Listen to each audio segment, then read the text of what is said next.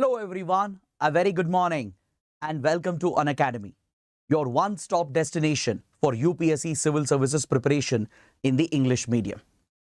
So now let's get started with the Hindu analysis for today. But before that, let me wish everyone a very happy Republic Day. Before we start the analysis, let us just take a moment to acknowledge and appreciate the significance of this historic day. 74 years ago, on this day, the Indian Constitution came into force. The Constitution of India is a sacred document. This is a document that managed to hold the country together during extremely difficult circumstances. So this is a day to cherish the constitutional values. It's a day not just to remember the contribution of our freedom fighters and founding fathers, but also the effort that went into the framing and drafting of this historic document. When India became independent, it was a diverse country with several conflicting and vested interests that were trying to pull the union apart. So if the Indian Union survived and if it was held together strongly, a large part of the credit goes to the Indian Constitution that secured equal rights to everyone, that guaranteed a set of fundamental rights to the citizens. So here I present to you the preamble, which is considered as the soul of the Indian Constitution. And as a civil service aspirant and as a future civil servant, it's very important to remember that your allegiance, your loyalty is never to the ruling party or a leader or the government. Your primary allegiance should be to the Constitution of India. And the preamble is the guide to understand the Constitution. Even as a responsible citizen, it's very, very important to understand the value of the Constitution of India, which came into force on this historic day. Through the preamble, we pledged that we, the people of India, having solemnly resolved to constitute India into a sovereign, socialist, secular, democratic republic. Of course, the word socialist and secular were added much later to the 42nd Constitutional Amendment Act.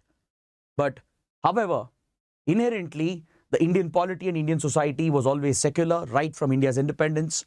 And even the economic model that was adopted was indeed a mixed economic model with a strong socialist inclination right from India's establishment.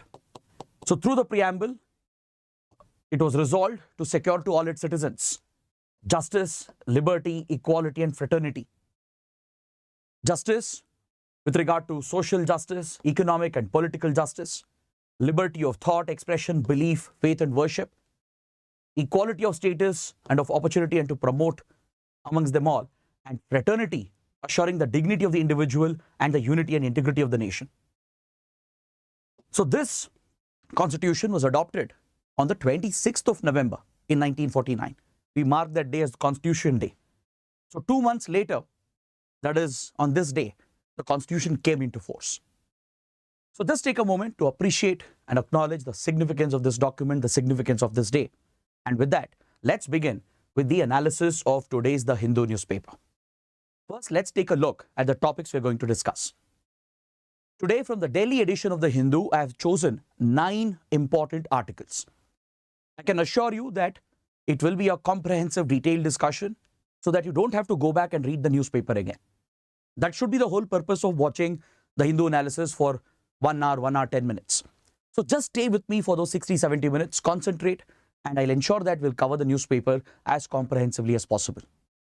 So first, let's look at the topics. I've chosen 3 important columns that require a detailed analysis from a mains point of view.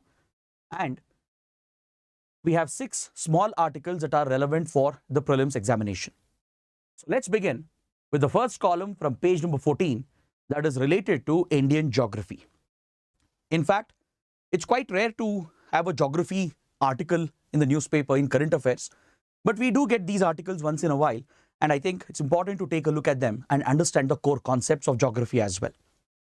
This article is specifically examining why there was no snowfall in Jammu and Kashmir during this winter. It's a very rare occurrence for snowfall to not be registered in the Himalayas, particularly in Kashmir Valley. Please look at this picture on my left.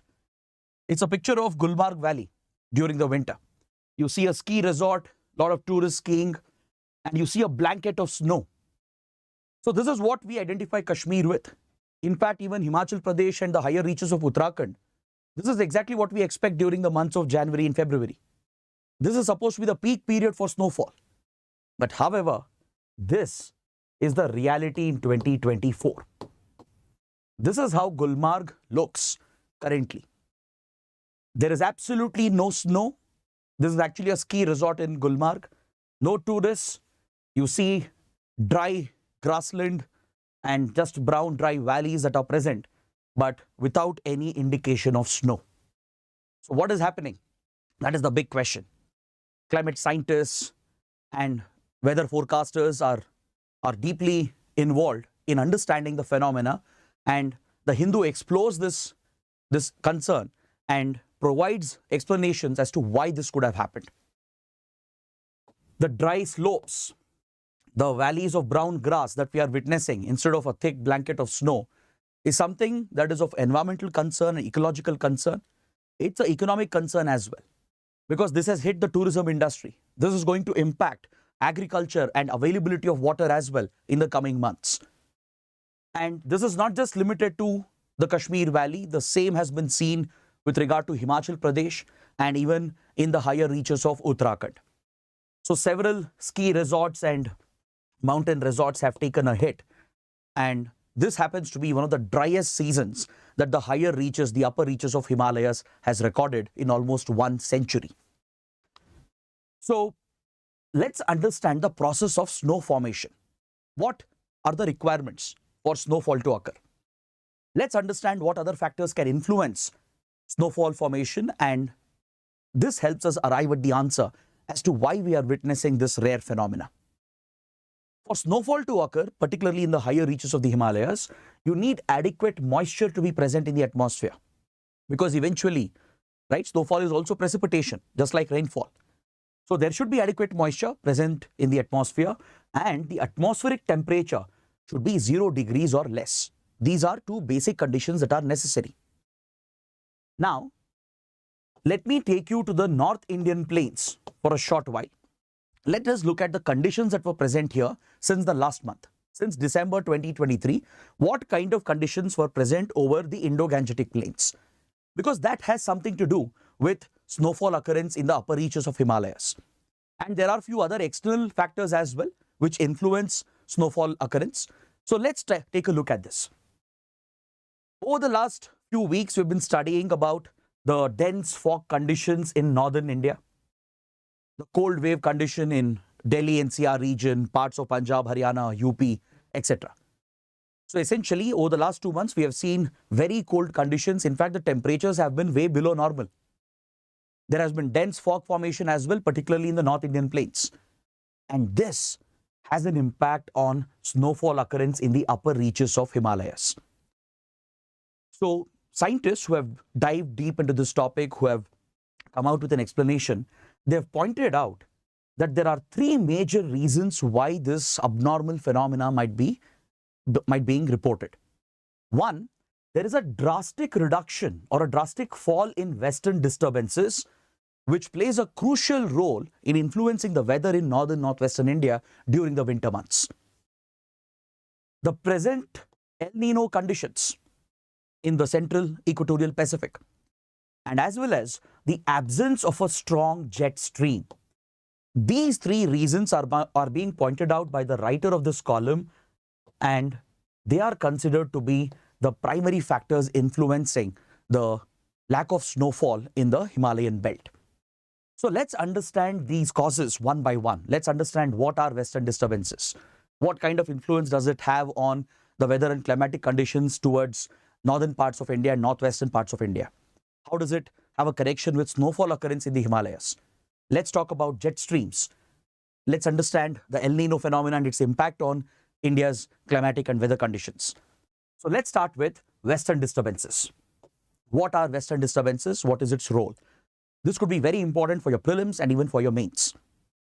Western disturbances are essentially extratropical cyclonic systems that take shape in the mid-latitudes near the Mediterranean region. Over here. From here, this cyclonic system moves towards West Asia, reaches Iran and Afghanistan and Pakistan, and finally enters northwest India. This cyclonic system has a huge influence on the weather pattern seen in northern northwestern India during the winter months. That is from December all the way till February. During these 2-3 months, western disturbances bring moisture from the Mediterranean, and it plays a big role in bringing rainfall towards northern northwestern parts of India. You might have read in newspapers regarding the deadly fog conditions in Delhi NCR region, that when western disturbances are weak, when it doesn't bring adequate rainfall to Delhi, that is when you witness very dense fog formation, because the particulate matter would have accumulated and it doesn't disperse. But if there is rain even for few hours, which is caused by western disturbances during the winter season, the particulate matter, the aerosols, they disperse, the pollutants get dispersed and they settle as well on the ground, thus bringing down pollution levels and the fog conditions, the smog conditions. Right? So western disturbances directly influences rainfall towards the northern plains, towards northwestern part of India as well. It has a similar impact towards the Himalayan ranges, towards Uttarakhand, Himachal and Jammu and Kashmir, but here it causes snowfall. The precipitation here is snowfall instead of rainfall. So western disturbances this time have taken a major hit. There is an abnormal development. See, these western disturbances are non-monsoonal precipitation. This precipitation, the rainfall and snowfall received in this part of India, right? This is non-monsoonal. This is after the monsoon season. Regularly, it brings rainfall to the North Indian plains. It moderates the weather, right? And even the pollution levels in northern and northwestern India, and brings snowfall towards Uttarakhand, Himachal Pradesh and Jammu and Kashmir. But now, this year, we have recorded a very abnormal pattern, and the western disturbances are largely missing in the month of January. Is that clear? So this is having a direct impact on the weather and climatic systems in the region, and this has a deadly environmental, agrarian, economic impact. The lack of snowfall has hit tourism, and the western disturbances which come in with moisture, right? It moderates the weather and the rain in northern northwestern India, and this is crucial for winter crops, the rabi crops, because across Punjab and Haryana, wheat would have been cultivated, and right before harvest, winter rainfall is actually essential. You would have studied that in your geography classes. So this winter rainfall, which is good for wheat productivity, the productivity of rabi crops, right? It is influenced by western disturbances. So since the western disturbances are largely missing in January, rainfall also has gone down significantly. It's not just snowfall in Kashmir. Even rainfall in Uttarakhand, rainfall in Punjab and Delhi areas has reduced significantly, and this will have an agrarian impact. And since the region has not received adequate snowfall and rainfall, there will be water shortage in the summer months. The major river basins that are fed here, the Gangetic Basin, the Indus Basin, right? They are perennial rivers fed through the melting of snow, apart from rainfall and the melting of glaciers. So the absence of snow right now could create water shortage in the summer months, and it could have a deadly impact, environmental impact and ecological impact on our rivers and on our ecosystems. So this is the concern. So research has established that this could be an outcome of climate change and global warming. Rising temperatures coupled with the El Nino condition near Australia, right, in the Pacific, in the Central Pacific, in the Equatorial Pacific, could be one of the major contributing factors which is causing complete chaos in the atmospheric phenomena and the weather climatic phenomena. During this period, during the peak winter of December to Jan, at least 5 to 7 western disturbances would have been reported. But this time there are none. From Punjab towards Kashmir, this region of India would have received at least 5 to 7 cyclonic storms from the Mediterranean. And this happens during peak winter. This is what brings the rain, this is what moderates the weather, helps tackle pollution and brings snowfall. But this time in January, there are no western disturbances over the last few weeks. Understood? In fact, there were a couple of western disturbances, but they got shifted southwards towards Rajasthan, Gujarat and Maharashtra. So it could not influence the weather here in northern northwestern India. The rainfall has gone down significantly.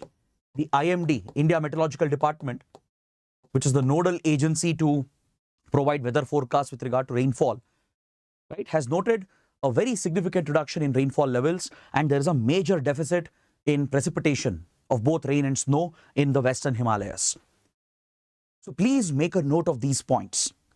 This points towards changing weather, possibly due to changing climate, which is a result of global warming induced by anthropogenic activities, that is human-induced activities. And what is interesting is that we are witnessing a major abnormality with western disturbances. See, usually the peak of western disturbances would be around December to Jan, which would bring the required rainfall and snowfall towards northern northwestern India. But over the last few years, the last 3-4 years, we have noticed that western disturbances are skipping December, Jan, and they're getting pushed towards January, February, towards the end of Feb and even March. And this causes massive floods, flash floods in the same belt, in the Himalayan belt. If you look at the last few years, during the period of February to March, Uttarakhand and even Himachal Pradesh, they have witnessed cloudbursts, intense rainfall and flash flood events. These disasters are also linked with the abnormal occurrence of western disturbances.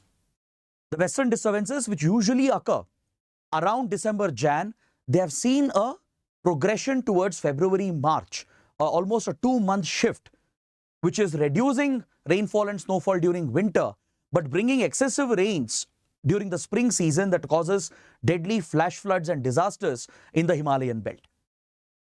So this is the impact of climate change.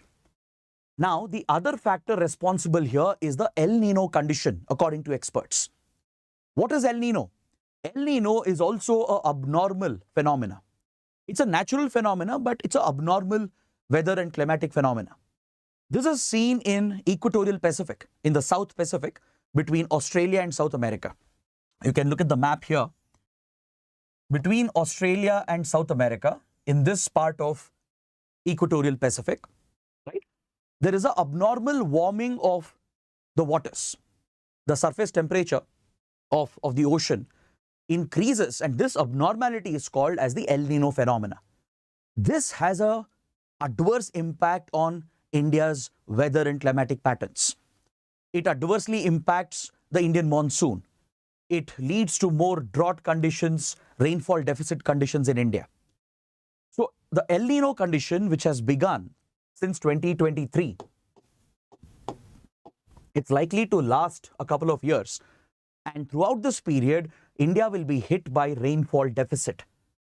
IMD has already projected almost 83% rainfall deficit towards the northwestern region of India, including the Western Himalayas.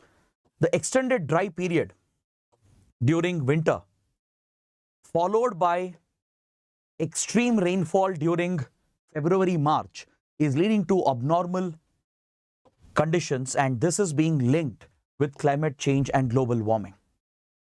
Is that clear? Essentially, during winter, we should have received some rainfall and good snowfall. That has been affected. Along with that, we are witnessing abnormality in western disturbances because of the connected phenomena, and western disturbances are occurring more intensely in February and March, causing flash floods and disasters. So that is the double impact of climate change and global warming. Now, coming to the role of jet streams. What are jet streams? See, the sun does not heat up the Earth's atmosphere uniformly. Please understand this. Look at this image. The sun does not uniformly heat up the Earth's atmosphere. Towards the equator, towards the tropics, there is considerable heating which is noticed. But if you look at the polar areas, the subtropical, temperate and polar areas, there is a clear temperature difference which is noted. So essentially, there is a difference in the temperature of the air masses. So there are warm pockets of air, cold packets of air. Obviously, the warm air will rise up, the cold air will be dense and it will try to settle down. So there is a clear temperature gradient, a temperature difference, right? And this triggers a movement of the air, the temperature difference, the differential heating of the atmosphere triggers a stream, which is what we call as a jet stream. And where do we find this jet stream? This jet stream is found 12 kilometers above sea level in the mid to higher reaches of troposphere. Please look at this schematic here, right? in the mid to upper reaches of troposphere, this is where you find a wind current called the jet stream. These jet streams are present around the world and they always move in a west to east direction. It's a strong wind current established in the west to east direction because of the differential heating of the Earth's atmosphere by the sun. And there are four types of jet streams. There are two polar jet streams towards the Arctic and the Antarctic, towards the North and South Pole. And we have two subtropical jet streams, which is much closer to the equator in the tropical areas. So these jet streams, they have a big influence on weather and climatic patterns, and they also actually help aircraft as well to save fuel. If the aircraft is making use of the jet stream, if the aircraft is flying in the same direction, right, the aircraft receives a boost and that helps save a lot of fuel as well. For example, you might have seen flights from India to US, right? Sometimes they often take this route towards Southeast Asia, Japan, and then cross over the Pacific and reach US. The reason why they take a west to east direction is primarily because to capitalize on the jet stream, right, which gives a natural boost to the aircraft and it helps airlines save on fuel cost as well. So jet streams is a very interesting concept. So these jet streams, they do have a big influence on the weather, right, and the climatic conditions in the tropical, subtropical areas. So in the case of India, with regard to snowfall and precipitation in northern parts of India, the role of jet stream is quite significant. There is a abnormality being noticed here as well, which is a more recent development. And scientists are connecting even this with global warming, because the polar seas are warming at a faster rate. The Arctic Sea especially is witnessing accelerated global warming, and this is impacting the direction, the flow of jet streams, and it also has a direct link with the movement of western disturbances towards India. In fact, the western disturbances, the extratropical cyclone from Mediterranean, it reaches India because of a jet stream current. It's the jet stream current in the subtropical region which brings those disturbances towards India that eventually causes rainfall and snowfall. But due to the weakening strength and the changing direction as well of the jet stream, we are witnessing an impact on the movement of western disturbances towards India. Because see, as the waters are heating up, the atmosphere is witnessing more heating due to human-induced global warming and climate change. Right? The temperature difference that I was talking about, the differential heating of the atmosphere, that is getting altered. So naturally, it influences the strength and direction of the jet stream. We have noticed that the jet stream has moved northwards. The jet stream, subtropical jet stream, which would move over India, has moved northwards, more towards Central Asia region. So this is primarily responsible for deflecting western disturbances and delaying the western disturbances as well. So that is why scientists are holding these three factors responsible for the abnormal conditions seen in Kashmir, Himachal Pradesh, and Uttarakhand. So I hope you guys have clearly understood these concepts. Now let's look at the next article, a very important column from page number 14. This column is examining the minority status of Aligarh Muslim University. The Supreme Court of India is looking at a particular case. In fact, a 7-judge bench headed by the Chief Justice of India, Justice D.Y. Chandrachud, is looking into this important case, which is trying to determine the minority character of this educational institution. The AMU, as you know, is a reputed and a very popular institution in the country, and its minority character has been under question since India's independence. There have been many judgments in the past, and right now the Supreme Court, a 7-judge bench, is looking into the minority character of this institution. So let's understand this topic in slight detail. Let's understand what do you mean by a minority character of an educational institution. In fact, there's a very important constitutional provision related to it. So let's understand that, and then we'll look at the background of the case, which should be more than sufficient. See, under the Indian Constitution, we have two articles, Article 29, Article 30. They provide a set of cultural and educational rights for minorities in the country. Right? What kind of minorities? Religious minorities and as well as linguistic minorities. So these minorities are given a set of educational rights and cultural rights. Under Article 29, minorities are given a right to conserve their unique culture. They have a right to protect their language, their faith, right? And as well as protect their cultural interests and educational interests. So here the Supreme Court has given a wider interpretation under Article 29.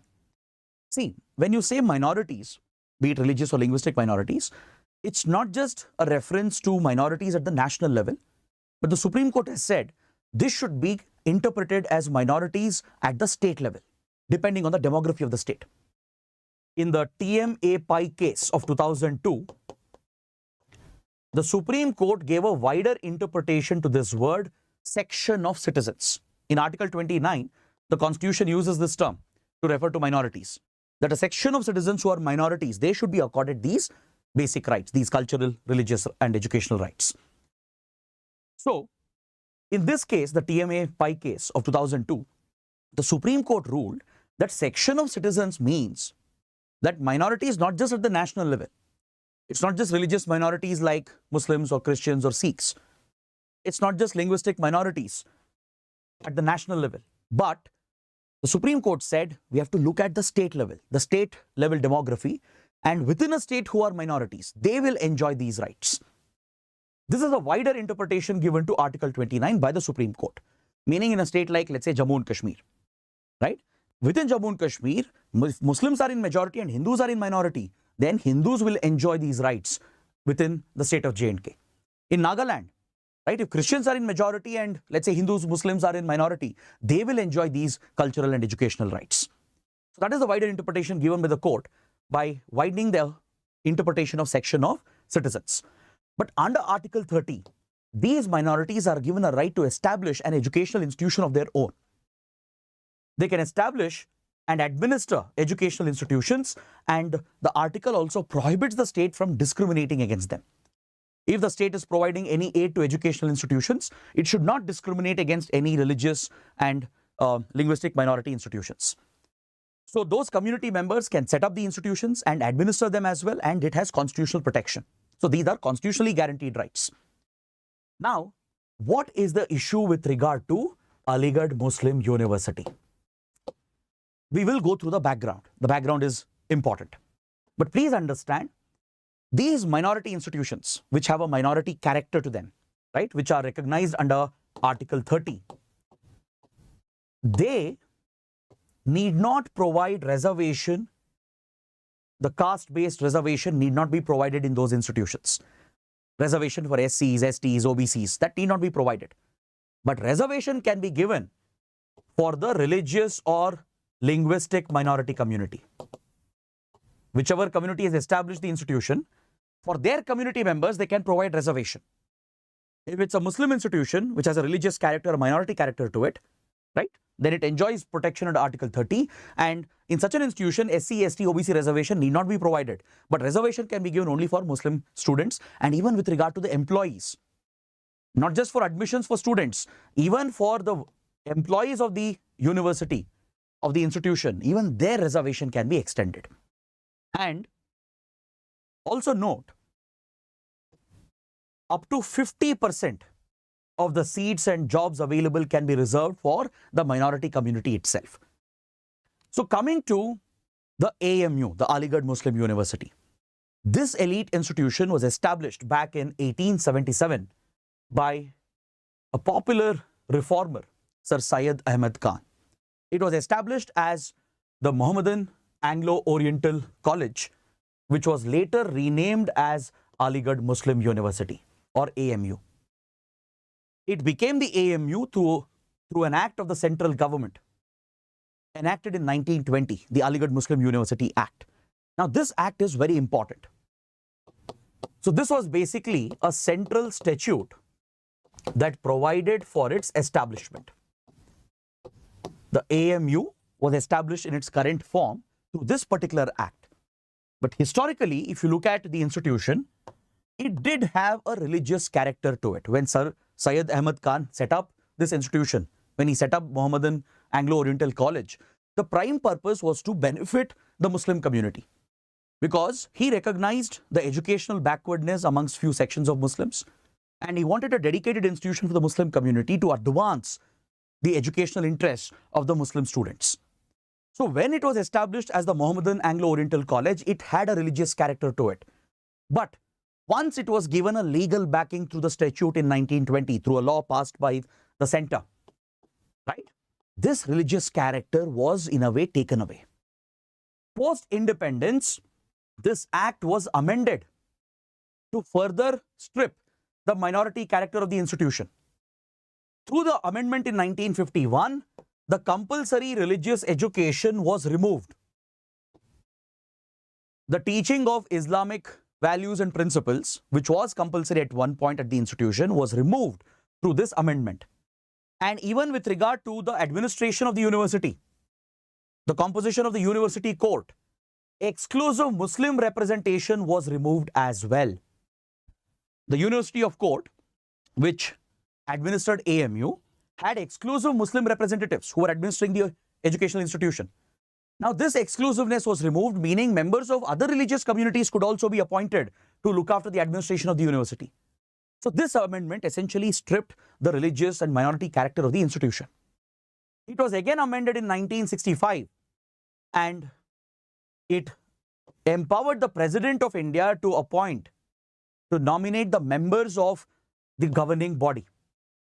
Essentially, the government took greater control over its administration by empowering the President to appoint the members of the governing body.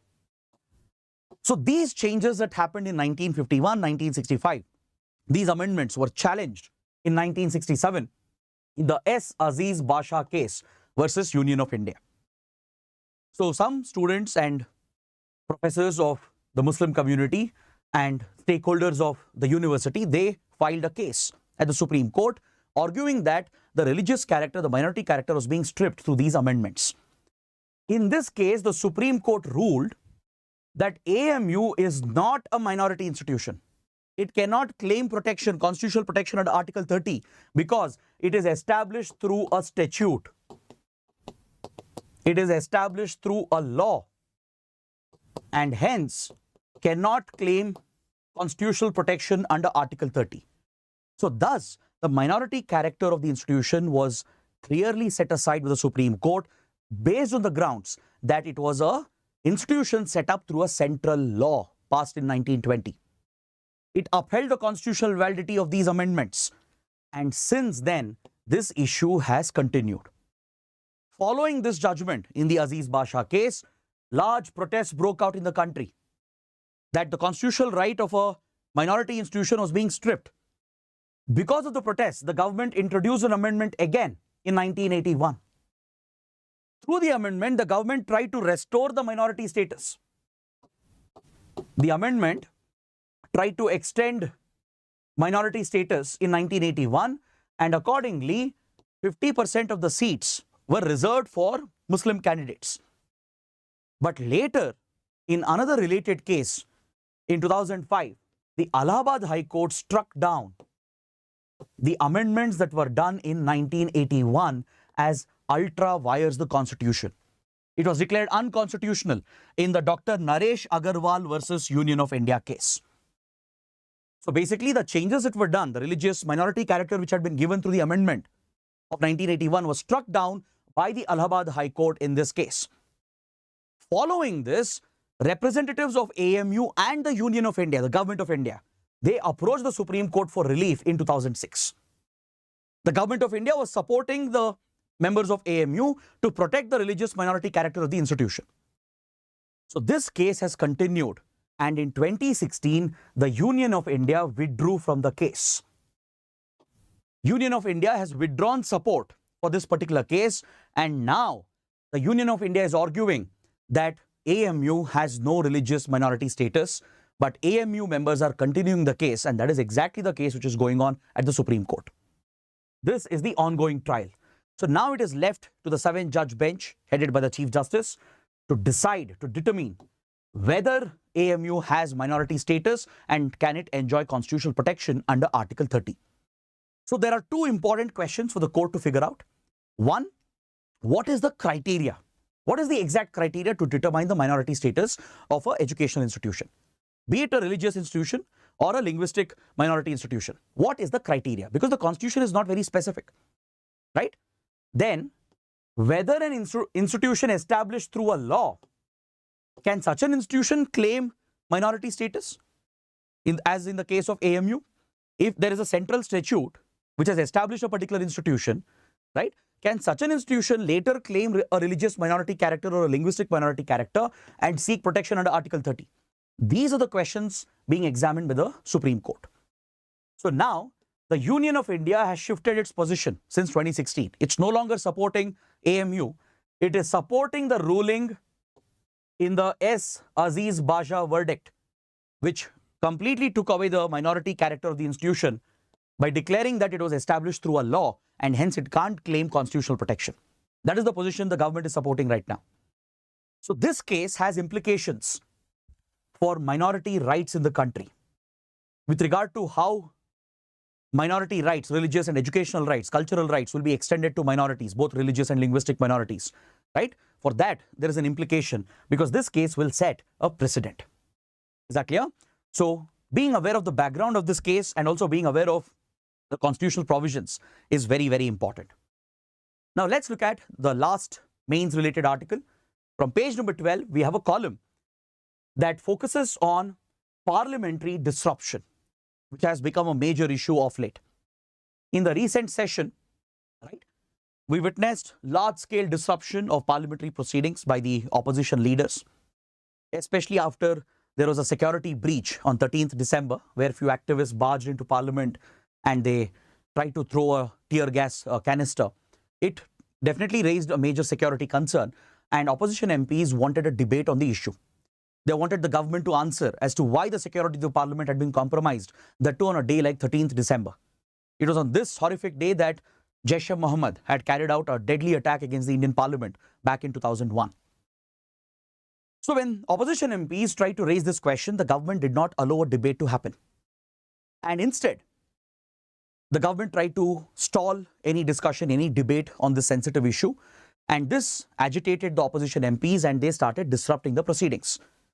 And then the Speaker of the House, Speaker of Lok Sabha and the Chairman of Rajya Sabha, they started suspending MPs after MPs. By the end of it, 141 MPs were suspended, which is unprecedented. 141 MPs in total from Lok Sabha and Rajya Sabha were suspended. And when they were suspended, many important bills were taken up for discussion and they were passed with minimal debate or sometimes zero debate. So there are two sides to this argument here.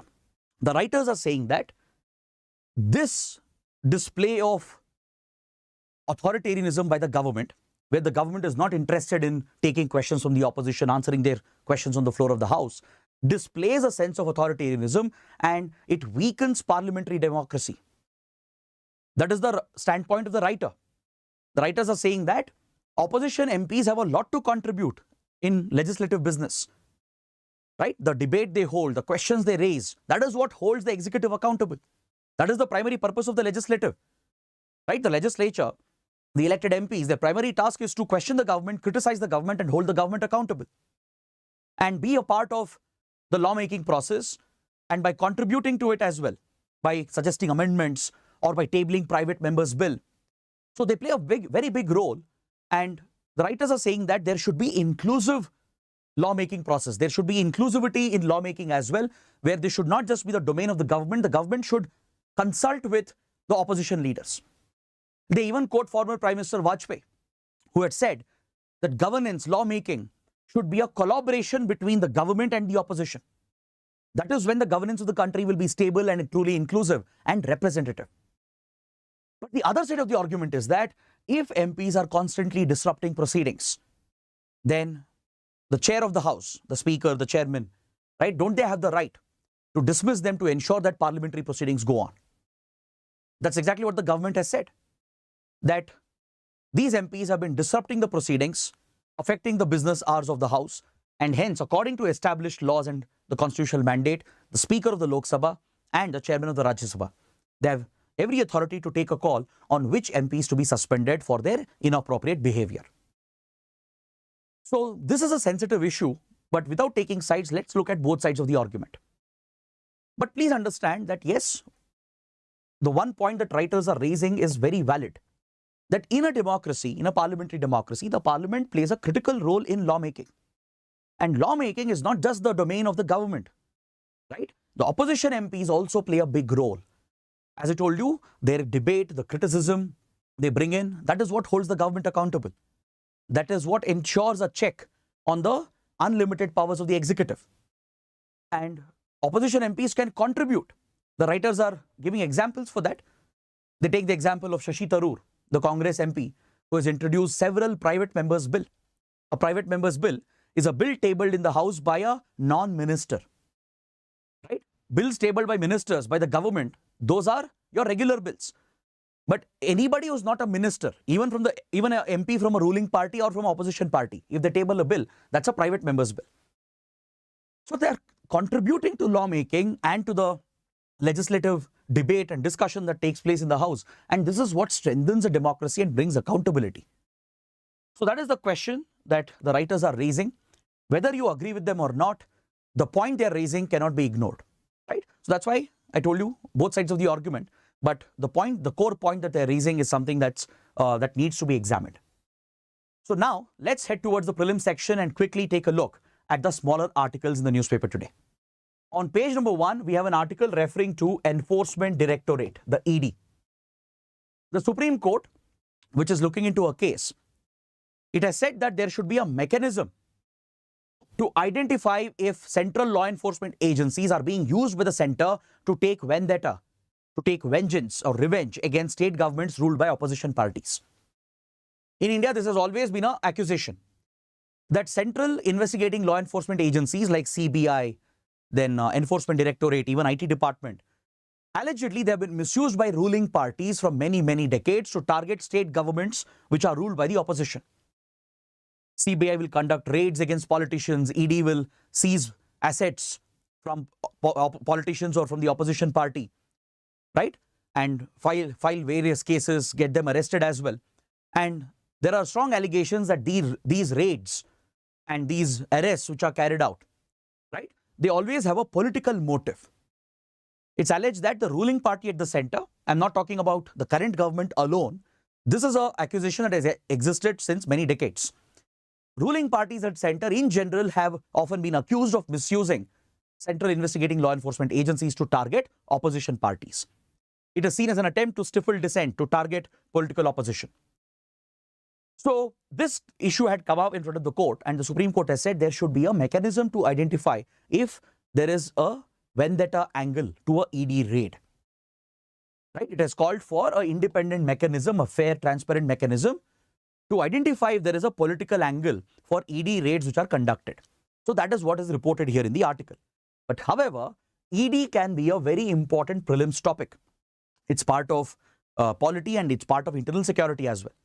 Because ED plays a big role in countering money laundering, and money laundering is a separate chapter in internal security. So let's take a look at ED and point out few important facts that can be relevant for your prelims. The Enforcement Directorate was set up in 1956 as the enforcement unit under Department of Economic Affairs. Currently, it functions under Department of Revenue of the Finance Ministry, and initially its primary responsibility was to look at foreign exchange violations. The violations of the then FERA Act, Foreign Exchange Regulation Act. Enforcing this law was the primary mandate of the Enforcement Directorate. All right. But now the FERA is replaced with FEMA, the Foreign Exchange Management Act, which keeps a check on foreign exchange violations. And we have a dedicated law to tackle money laundering in the country, that is PMLA, Prevention of Money Laundering Act. This law enables India to match the FATF standards and obligations. FATF, Financial Action Task Force, it's an intergovernmental body that provides global standards to tackle money laundering and terrorist financing. So all countries are obligated to follow FATF standards and implement them through a national law. And India has done this primarily through PMLA. We have implemented and enforced the anti-money laundering standards of FATF through the Prevention of Money Laundering Act. So these two important laws are enforced by the ED. ED is the enforcer. So it deals with foreign exchange violations, money laundering cases, and it has tremendous powers. Recently, the PMLA was amended in 2019, which has further expanded the powers of ED, and ED has powers to arrest, to search, and even seize assets and property and attach them to the ongoing cases. As a law enforcement agency, it has been vested with tremendous powers, and the PMLA is so powerful that the burden of proof under the law lies on the accused. Is that clear? Usually it's the other way around. Burden of proof is on the prosecution. The state, the prosecution, the investigating agency has to prove that the accused are guilty by building evidence against them. But under PMLA, the burden of proof has been placed on the accused. The accused has to prove their innocence. So ED gets tremendous powers because of this, and quite often its raids become controversial on political grounds. ED has conducted several raids over the last few years, but the conviction rates are very low, and experts are saying low conviction rate is a sign that the law is being misused and the extraordinary powers of ED is being misused for political reasons. At the state level and opposition parties as well, they're raising allegations that the ruling party is misusing ED to target political opposition. So that is why the issue came up at the Supreme Court, and these are some basic points you should be aware of about ED. The ED director is appointed by a committee. Since it's a very powerful position, right? Of course, he's appointed by the government, but there is a committee which recommends the name of the ED director. It is chaired by the CVC, the Central Vigilance Commissioner, and members of the CVC, the Vigilance Commissioners, are also part of it, along with the Home Secretary, Secretary to the Department of Personnel and Training, the DOPT, and the Revenue Secretary, under which ED functions. It functions under the Department of Revenue, right? So these are the members of the committee that decides on the appointment, and finally the government appoints the recommended candidate. Now let's look at another article related to polity from page 4. The LG, the Lieutenant Governor of Delhi, has granted special remission on the occasion of Republic Day. Every year during Republic Day, Independence Day, several prisoners are given a relief through commutation of sentences, remissions, and sometimes pardons as well. So this is a power, a constitutional power that has been vested with the president and the governor, right? So the Lieutenant Governor, exercising his constitutional power, has granted special remission. He has waived off few days of imprisonment out of the total imprisonment that was delivered to several convicts. This is largely based on their good behavior. So let's look at the pardoning powers of these constitutional authorities. The President of India and the Governor both have these powers of pardoning, commuting a sentence, or granting remission. So this is under Article 72 with regard to President of India and Article 161 with regard to the Governor. Now, what exactly is remission? See, remission is to reduce the sentence without changing the character of the punishment. That's what you mean by remission. Let's say, in a particular case, the court has held the accused guilty and delivered a punishment of, let's say, 7 years of rigorous imprisonment. Meaning 7 years, he should be rigorously punished in a jail. Now, rigorous imprisonment is the character of the punishment delivered by the court. This cannot be changed. But 7 years of jail can be reduced to, let's say, 5 years. This is what we call as remission. Reducing the sentence, reducing the term to be served in jail without changing the character of the punishment. That is remission. So these constitutional powers are vested with the president and the governor. Now, I want you guys to take a more detailed look at this later. This is a small exercise I'm giving you. Please point out the differences. Please point out the differences between these powers enjoyed by the president and the governor in the comments below. Go through the pardoning powers in detail. Can president pardon death penalty? Can governor pardon a death penalty? What about cases handled through military tribunals, through a court-martial? Who has the power to pardon them? Right? So please mention these points in the comment section below. Go through this in detail. I've explained what is remission, given you the articles. Please go through that in detail. And also one more exercise. There is a statutory power as well. There is a law and a statutory provision that provides the power of remission to the government as well. Of course, this power is also enjoyed by the government itself because eventually President, Governor are guided by the aid and advice of the Council of Ministers. But Supreme Court of India has said the constitutional power is separate from the statutory power. even though it's eventually enjoyed by the government itself. It's the government which decides upon this, right? The Supreme Court has said the statutory power to grant remission and the constitutional power of President Governor to grant remission, right? These two are different sources of power. So please read about this, read about the statutory provision as well, mention that in the comments, and read about the differences between the powers of the President and the Governor. Next, on page 12, we have an editorial referring to a government initiative called VAIBHAV Fellowship. VAIBHAV Fellowship, it stands for Vaishvik Bharatiya Vaignanik. Essentially, it's a fellowship program for scientists, researchers and scholars abroad who are of Indian descent or Indian origin, who are of Indian ancestry, essentially. So amongst the Indian diaspora, right, if they are of, let's say, they could be of Indian origin or Indian descent, they could be Indian citizens working abroad. So such scholars, researchers, scientists, they are eligible for a fellowship under the VAIBHAV initiative. It stands for Vaishvik Bharatiya Vaignanik. This program is run by the Department of Science and Technology, and it's an attempt at reversing the brain drain. We have always heard about brain drain from India, where the top scientists, researchers, right, they largely study in India, but they leave the country and work abroad because they have better opportunities abroad. Right? They work for foreign research institutions, universities, or even private corporations, where the remuneration is better, the living conditions are better, and there is a more conducive environment for research and development, right? So to promote this in India itself, to create a conducive space for innovation and to bring that talent back to India, this particular fellowship program was launched by the Department of Science and Technology.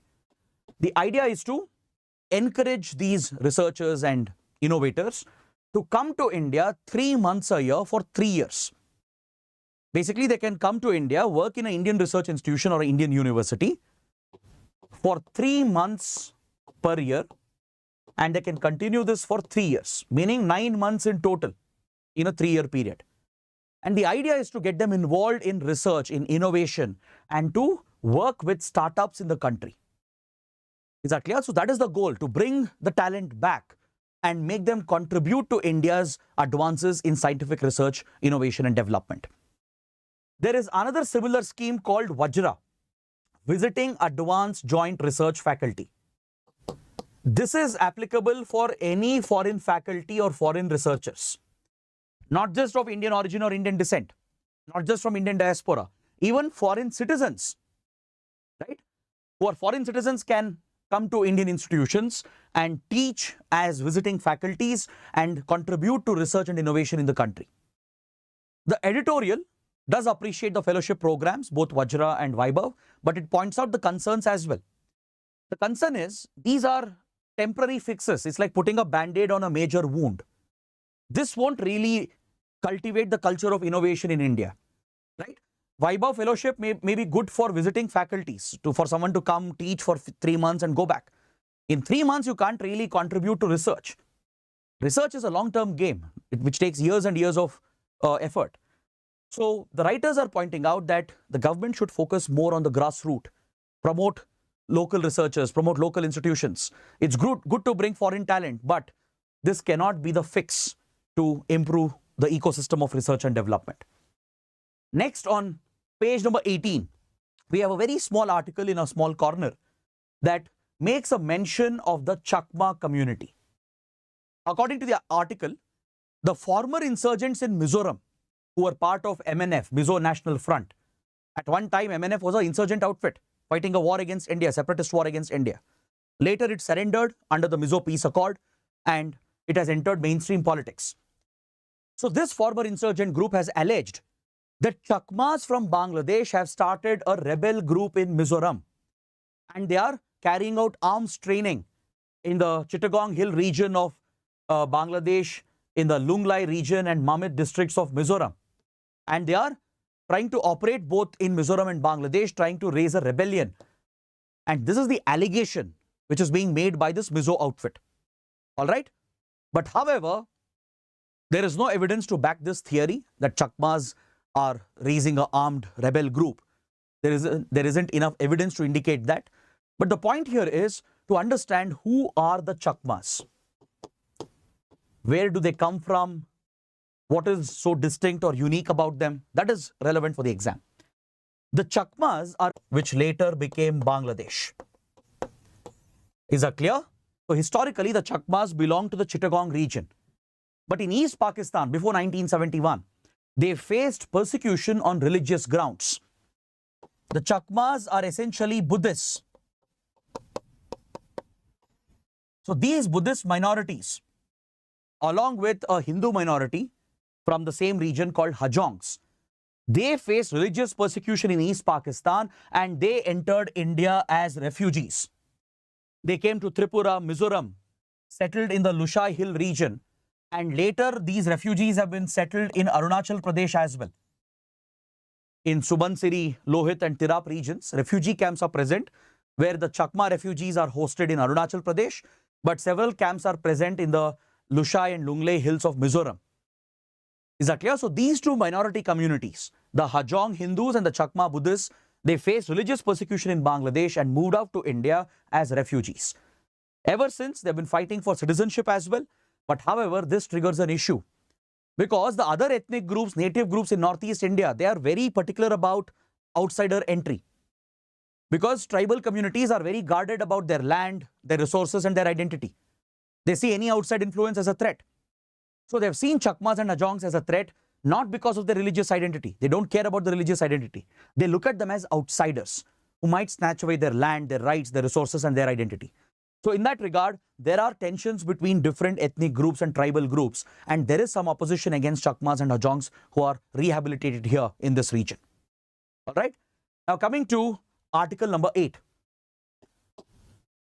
This article on page 18 says that French President Emmanuel Macron has come to India as the chief guest for the Republic Day parade. I'm sure the parade must be going on already. You must be watching it live, right? You might be seeing the parade on Kartavya Path, previously called Rajpath. This is what marks India's Republic Day celebrations. And the practice is that we always invite a foreign dignitary to be the chief guest. Now, this practice of India is very, very important with regard to India's foreign policy. It's a symbolic gesture by India that for the coming year, we are going to prioritize our ties with this country. Whoever we invite to be the chief guest, right, the leader of whichever country, that country gets priority in our foreign policy throughout the next year. For example, last year, we had invited the leader of Egypt, the president of Egypt, Abdel Fattah al-Sisi. So throughout the last year, we gave priority for India-Egypt relations. Similarly, we have invited leaders of Central Asian countries, ASEAN group, leaders from US and many other countries. So this is a regular traditional practice of India. The chief guest, right, who's invited, we are sending a symbolic message to them that throughout the next year, we'll prioritize our ties. India, France, as you know, enjoy very close defense and strategic relations. The two leaders met in Jaipur. They met in Jaipur to discuss the progress in our diplomatic ties, and now Emmanuel Macron will be gracing the Republic Day parade in Delhi.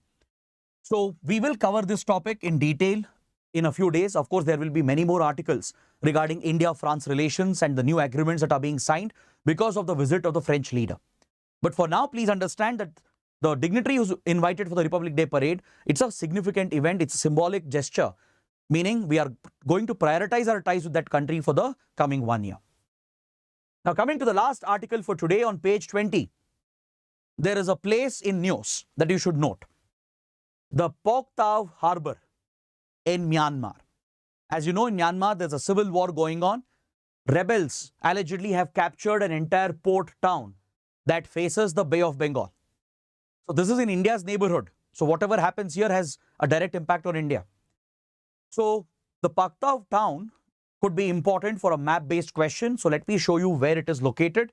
And there are other nearby locations which are also important. The Pauktaw harbour is over here in Myanmar, in the Rakhine state of Myanmar. It faces the Bay of Bengal. This harbour town has been entirely captured by the rebels who are fighting Myanmar's military junta. Now, very close to Pauktaw harbour, you can see the Sitwe port built by India. India has invested in the construction of Sitwe port as part of the Kaladan project, which you can see over here. It's depicted here. The Kaladan project is a multimodal project that creates a maritime link from Kolkata to Sitwe, and we have built the Sitwe port. From here, goods can be transported through the Kaladan River through inland navigation, and then via a road built by India-Myanmar, the goods can reach Mizoram and Northeast India. So it improves connectivity between India-Myanmar and creates an alternate route to access Northeast India. And right below Pauktaw harbour and very close to Sitwe port built by India, you can see the Kyaukphyu port over there. The Kyaukphyu port is built by China as part of its Belt and Road Initiative and so-called String of Pearls strategy, which is designed to encircle India and contain India in the Indian Ocean. The Kyaukphyu port is a Chinese-built port over here, right? It's part of the China-Myanmar Economic Corridor project, which is one of the key components of the Belt and Road Initiative. This gives China direct access to the Indian Ocean. It need not depend on the Malacca Strait, which is the choke point for China. China has built road and rail networks through Myanmar and even pipelines, oil and gas pipelines, through which it can directly access Bay of Bengal and the Indian Ocean. So please make a note of these important locations, these ports, the Sitwe port, Kyaukphyu port, and the Pauktaw harbour, which has been allegedly captured by the rebels. So with this, I conclude my discussion for today. Please take a look at the mains practice questions. The lack of snowfall in Kashmir and Himachal this winter points to the changing climatic and weather patterns. Elaborate in detail. Explain Article 30 of the Indian Constitution and the rights accorded to religious and linguistic minority institutions while providing a brief background of the Aligarh Muslim University case. I expect you guys to write an answer because it's all based on the detailed discussion that we just had. So with this, let's end the session for today. I hope you guys have liked it. Do let me know in the comments. Without fail, subscribe to our channel because we're going to bring you more exciting content, more exam relevant content, and do press the like button. And I'll see you again tomorrow. Till then, take care. Have a good day.